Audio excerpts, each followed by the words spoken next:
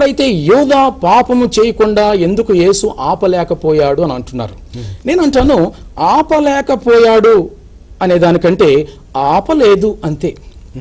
ఆపలేకపోయాడు అనంటే ఆయన సార్వభౌమత్వాన్ని, సర్వశక్తిమంతాన్ని ప్రశ్నించేదిగా ఉంటుంది.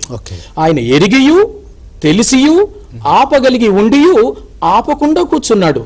కారణం ఏంటి అనంటే ఆయన పాపం చేయకుండా ఆగాల్సింది యోధ, ఆపాల్సింది దేవుడు కాదు. So simple as that. చాలా మంది చిన్నప్పటి నుంచి మనం వినే ప్రశ్న ఏంటంటే, అవ్వ పండు తింటున్నప్పుడు దేవుడు ఎందుకు ఆపలేదు? ఇది అలాంటిదే. దేవుడు ఆపలేదు, ఎరగక ఆపలేదు, అన్నీ తెలిసి ఆపలేదు.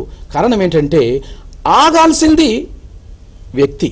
అక్కడ హవ్వ ఆగాల, ఇక్కడ యోధ ఆగాల. ఎందుకంటే బుద్ధిపూర్వకంగా డిసైడ్ అయిపోయి కాన్షియస్గా చాయిస్ చేసుకొని పాపం చేయడానికి ముందుకు వెళ్తుంటున్నప్పుడు దేవుడు ఆపలేడు. కారణం ఏంటంటే ప్రతి వ్యక్తికి, ఇందాక ఇమాన్యుయల్ గారు, ఈవెన్ డేవిడ్ గారు కూడా, మన పీటర్ గారు కూడా టచ్ చేశారు. ఏంటంటే ఫ్రీ విల్ ఇచ్చాడు దేవుడు.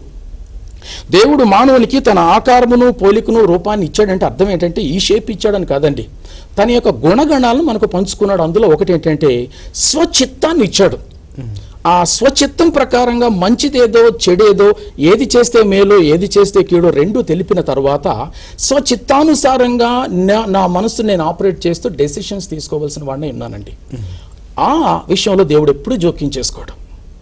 Choice is always hours.